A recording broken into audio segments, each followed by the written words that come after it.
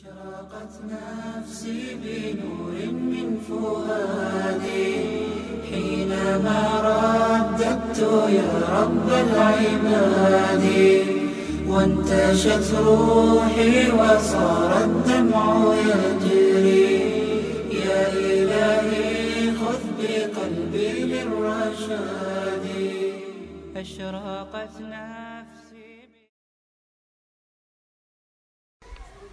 Sure Bakara tefsiri 262. ayetten başlayıp okuyumuz inşallah. Elhamdülillah ve salatu ve selamu ala Resulillah ve ala alihi ve sahbihi ecma'in. Amma ba'd. Esselamu aleyküm ve rahmetullahi ve berekatuhu. Tövende diktanlağı İbn Kesir rahimahullah'ın Kur'an-ı Kerim tefsiri Uygurca tercümesinden Bakara suresinin 262. ayetinden başlayıp okuyumuz inşallah. Euzu billahi mineşşeytanirracim. Pul melini Allah yolunda sərf qılıdığan, arqısıdan onunğa minnet qılmaydıgan ve hayır sahavatiga erişkenlerini rencitmeydigan kişiler Rabbinin dergahida savab tapıdı. Ulağa kıyamet günü korkunç ve gam kaygı bulmaydı. Yaxşı söz ve keçiriş keyin əziyyət yetküzüdüğün sədəqidən əvzəldir. Allah bəndilərinin sədəqidən bihacətdir. Həlimdir. Yəni, əmrigi xilaflıq qılğanlarını cəzalaşqı aldırab getməkdir.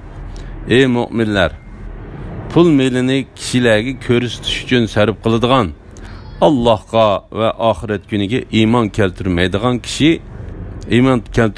kişinin qılğan əməlini bikar qılıb etkiniga oxşaş, bergen sadaqanlarını minnet qilish ve əziyyət yetküzüş bilen bikar qılıb etmеңlar.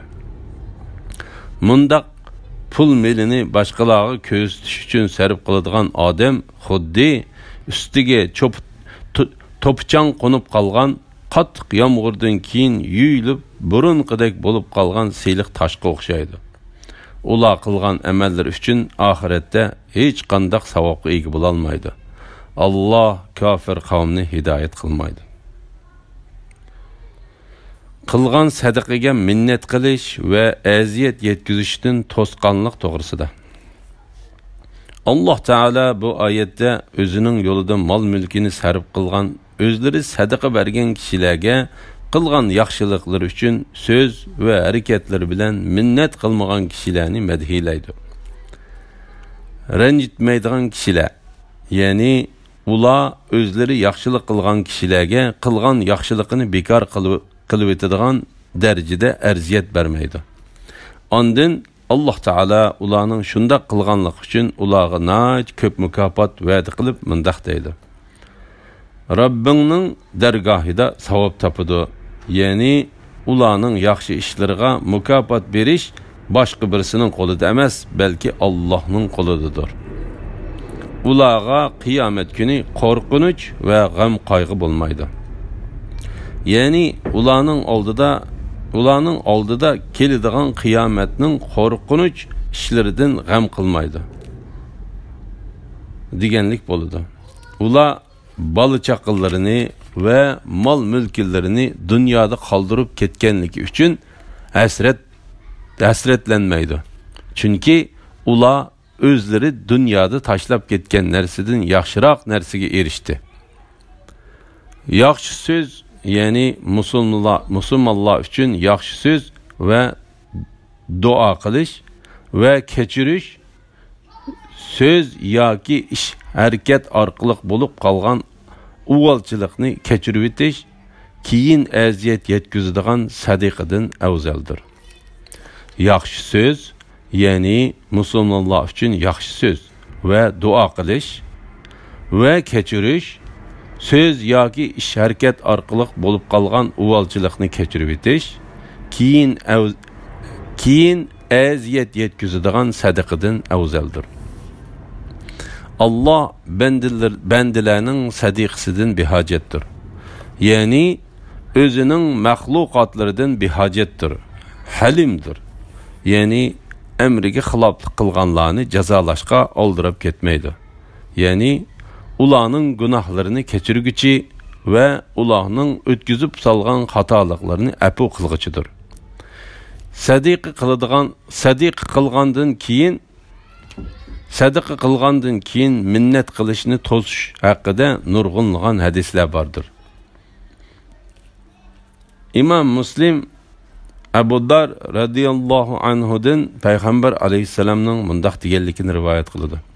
Qiyomat kuni Allah so'zlamaydigan, qaramaydigan, paklamaydigan ve qattiq azob bo'ladigan 3 turli kishi bor.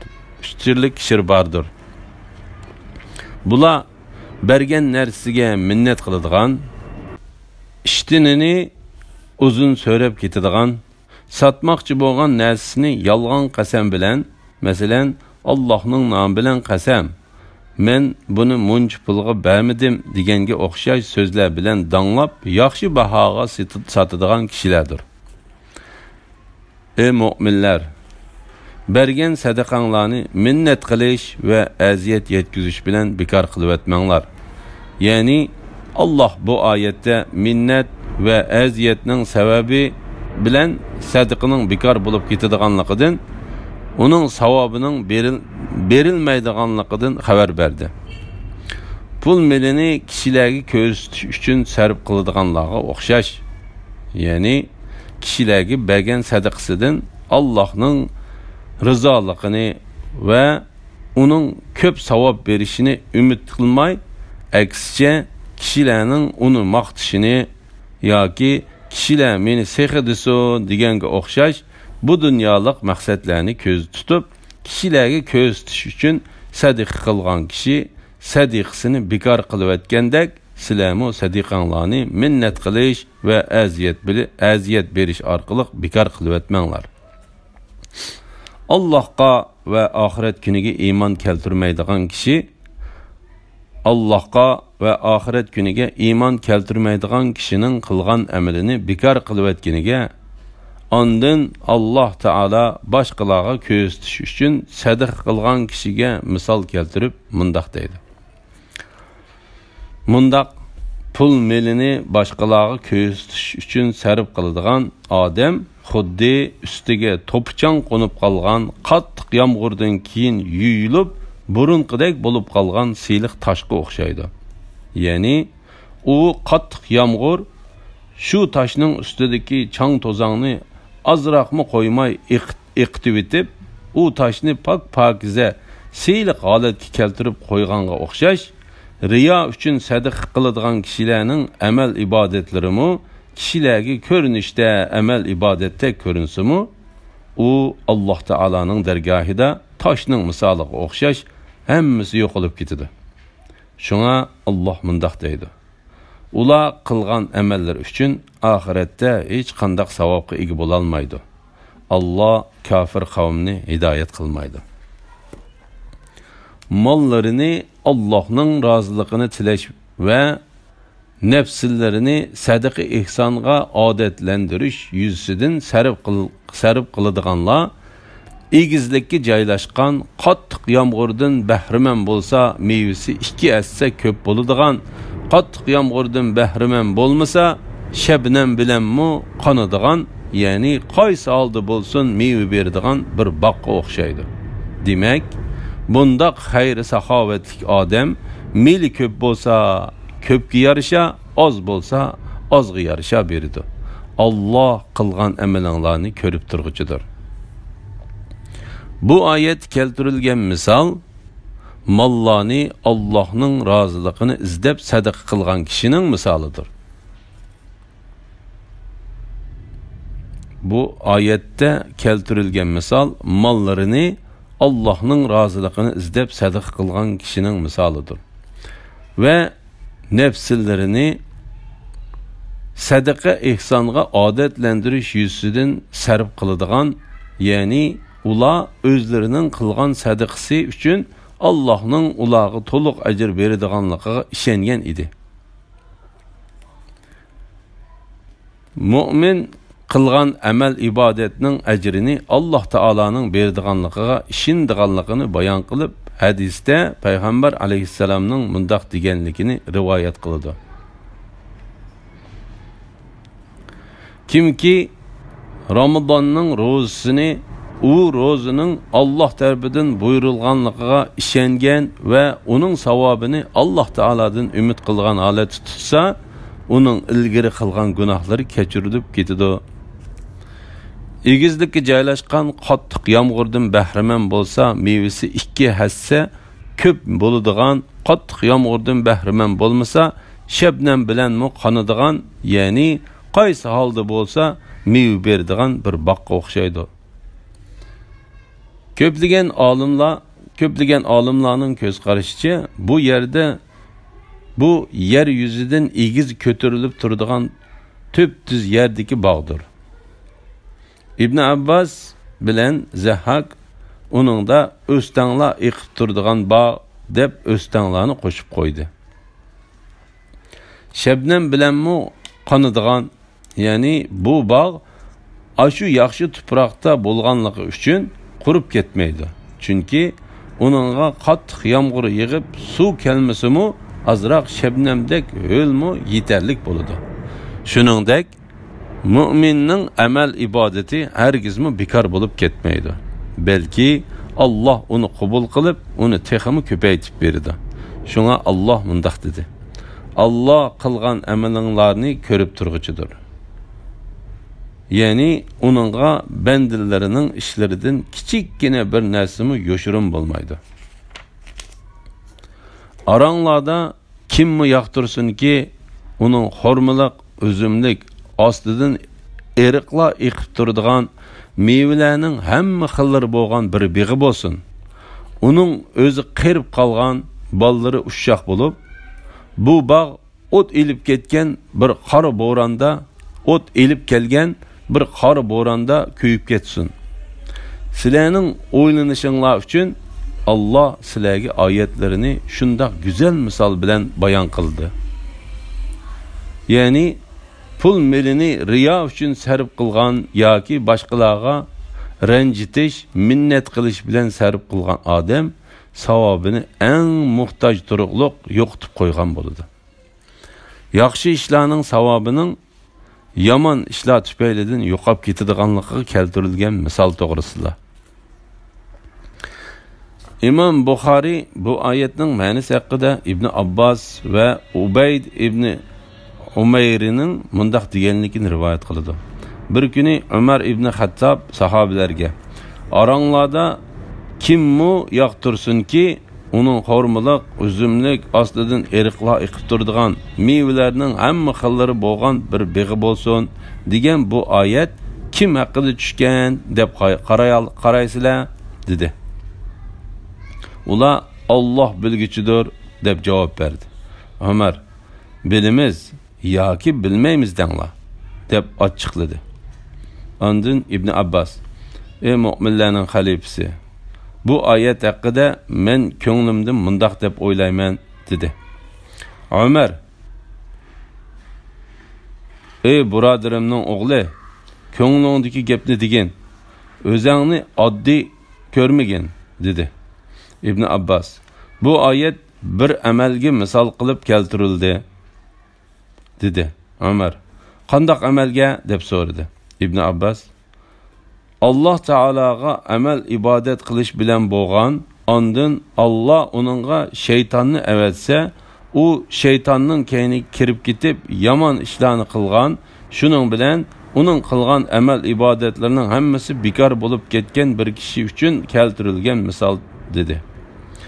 Bu hadis bu oyatning ma'nosini va uningda kelgan avval yaxshi ishlarni qilib, ondan yomon ishlarni qilish orqali burunqi yaxshi ishlarni yomon ishlar bilan tegishayotgan kishining misolini ochiq bayon qilib keldi. Alloh taoladan bizning amallarimizning undoq bo'lib qolishidan panoh tilaymiz. Bu hadis yana o'zining yomon ishi bilan burunqi yaxshi ishini bekor qilib o'tgan, burunqi yaxshi amalining savobiga muhtoj bo'lgan eng qiyinchilik ahvolda uningga erishalmagan kishining misolini tushuntirib berdi. Uning o'zi qirib qolgan, ballari ushshoq bo'lib, bu bog' o't elib kelgan bir qora bo'ronda kuyib ketsin. Yani bu bo'ron uning meyvelerini köydirib etgan va daraxtlarini qo'murib etgan bo'lsa, uning holi qandoq bo'lib ketadi? İbn Abu Hatem Avfidin İbn Abbas radıyallahu anhumaning mundaq deganligini rivoyat qiladi. Allah nihoyatda yaxshi misollarni keltirguchidir. Allah yaxshi misoldan birini keltirib mundaq deydi. Aranglarda kimmi yoqtirsinki, uning xormiliq, üzümlük ostidan eriqlar eqib turadigan meyvelarning hamma xillari bo'lgan bir big'i bo'lsin. Ya'ni bu bog'dan uning o'zi qirib qolganda ayrilib qoldi. Ya'ni u qirganda uning bola chaqallari texi kichigi yetmagan holatda edi. Ondan uningga o't aralash qattiq shamol kelib, uning beg'ini ko'ydirib etdi. Burunqidek bog' yetishtirish uchun putqollarida mag'dur qolmagan edi. Uning bola chaqallarining ichidimi birasining bu bog'ni qayta yetishtirishga qurbi yetmaydi. U bu bog'ga meyve tikib, uni qayta yetishtirish uchun uningda kuch-quvvat qolmagan yoki u avod qilolmagan bog'ni uning bolasi yetiştirish uchun uningga izbasar bo'la olmaydigan. U bog'ga nihoyatda ehtiyojli chaqda u bog'ning mevasi ko'yib ketib, uning u bog'ga singdirgan ajri bekor bo'lib ketganga o'xshash. Qiyomat kuni kofirmi Alloh tarafiga qaytarilganda u o'ziga asqatqudek biror yaxshilikmi topolmaydi va u Alloh taolaning jannatiga eng ehtiyojli vaqtida uningdan quruq qoladi. Shuningdek, Hakim Payg'ambar alayhisolamning duoda mundaq deydiganligini rivoyat qiladi. Ey Alloh, men qirgan vaqtimda va umrimning oxirida men rizqimni keng qilib bersang. Sizlarning o'ylanishinglar uchun Alloh sizlarga oyatlarini shundoq go'zal misol bilan bayon qiladi. Ya'ni pul melini riyo uchun sarf qilgan yoki boshqalarga ranjitish, minnat qilish bilan sarf qilgan odam savobini eng muhtoj turuqliq yo'qitib qo'ygan bo'ladi. Ya'ni misollarni tushunib, ulardan maqsad qilingan ma'nolarni bilishinglar uchun Alloh shundoq bayon qilib berdi. Alloh bu haqda mundaq deydi. Biz insonlarga Qur'onda ularning zehniga yaqinlashtirish uchun bayon qilgan bu misollarni faqat olimlar tushuna oladi. Ey mu'minlar, sizlar erishgan narsalarning va biz sizlarga zimindan chiqarib bergan narsalar, ya'ni oshliqlar, meyvelarning yaxshilaridan sadaqa qilinglar. O'zinglarmi faqat ko'zinglarni yumib turib oladigan nacharlarini ilg'ab sadaqa qilmanglar. Bilinglarki, Alloh bundaq sadaqanglardan behojatdir. Hamdiga loyiqdir. Shayton sizlarni faqirlikdan qo'rqitadi. Yomon ishlarga, ya'ni bexillikqa zakot bermaslikka buyuruydi. Alloh sizlarga o'z mag'firatini va fazlini va'da qiladi. Allohning marhamati kengdir. U hammani bilib turg'uchidir. Hikmatni, ya'ni yaxshi amalga yetalaydigan foydali ilmni xohlagan bandasiga ato qiladi. Hikmat ato qilingan odamga ko'p yaxshilik ato qilingan bo'ladi. Hikmat ato qilingan odamga ko'p yaxshilik ato qilingan bo'ladi. Faqat aqlli odamlarla buningdan pand nasihat oladi. Alloh yo'lida pok va halol molni ishlatishga rag'batlantirish to'g'risida. Alloh mu'min bandalarini Alloh yo'lida sadaqa qilishga buyurdi.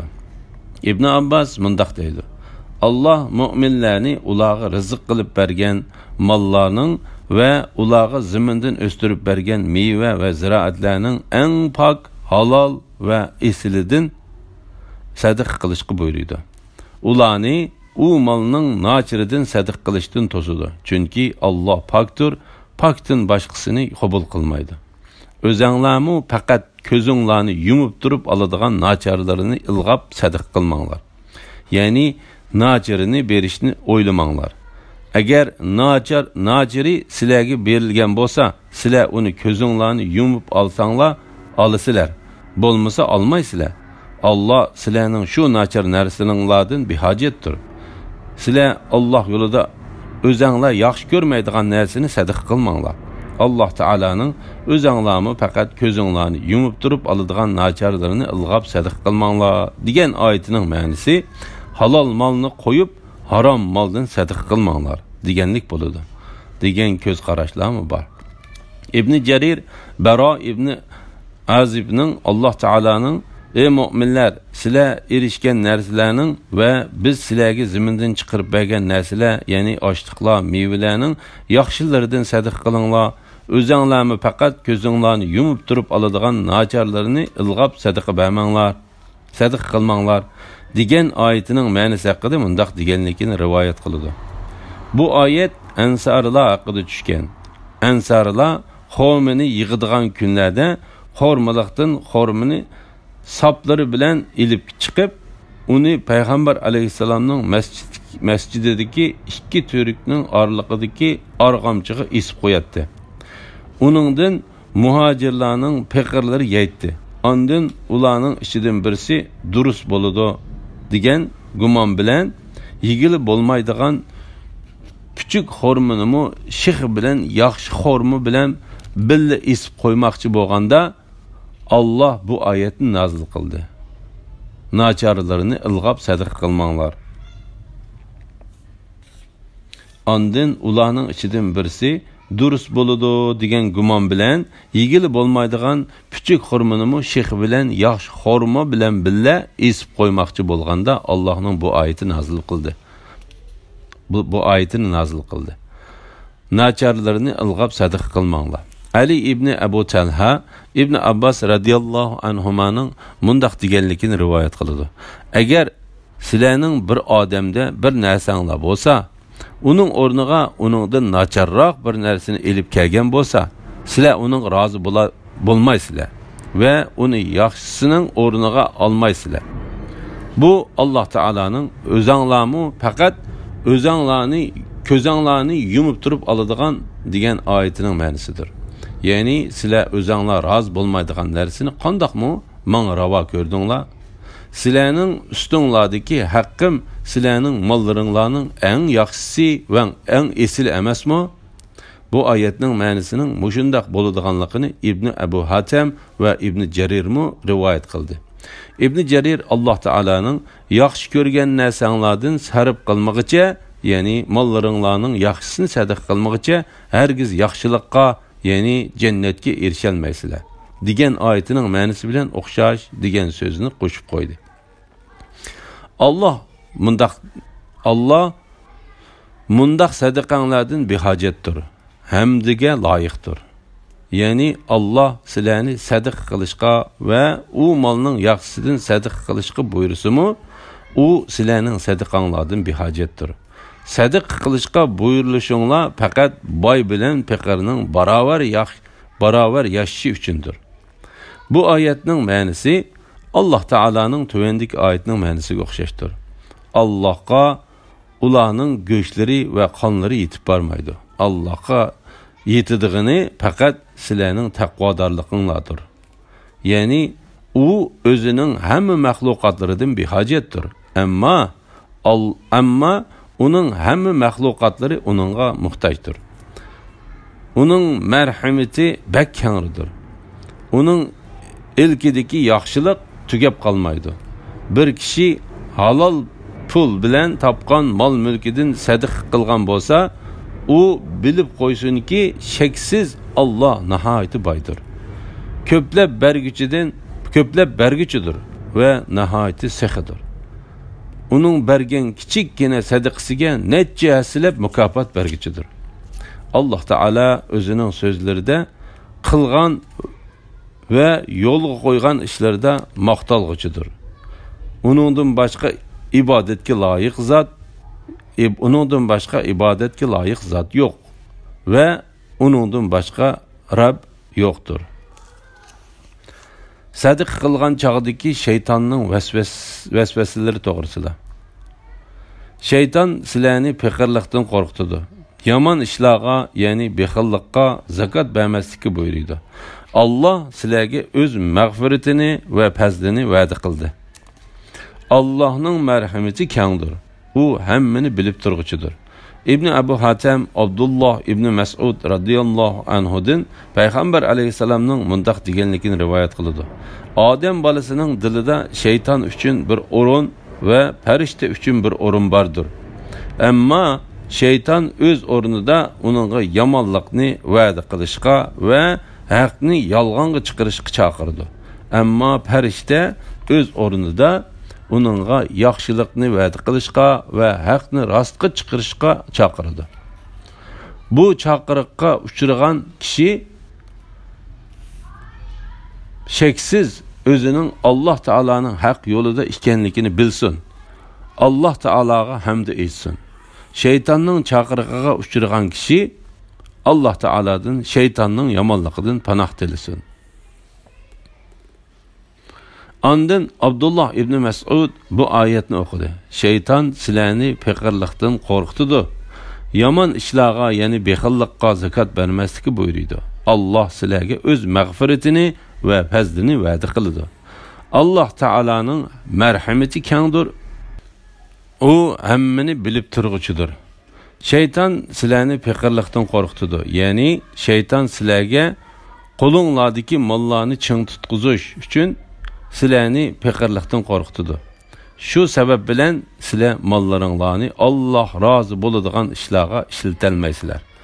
Yomon ishlarga, ya'ni bexillikqa zakot bermaslikka buyurdi. Ya'ni u sizlarni faqirlikdan qo'rqitib, mollaringlarni yaxshi yo'llar uchun ishlatishdan to'sish bilan birga sizlarni gunoh bo'ladigan harom ishlarga buyurdi. Allah sizlarga o'z mag'firatini va fazlini va'da qiladi. Ya'ni shayton sizlarni yomon ishlarga buyurgan bo'lsa, Allah sizlarga o'z mag'firatini va'da qiladi. Shayton sizlarni faqirlikdan qo'rqitgan bo'lsa, Alloh taolo sizlarga o'z marhamatini va'da qiladi. Allohning marhamati kengdir. U hammani bilib turg'uchidir. Hikmatning ma'nosi to'g'risida.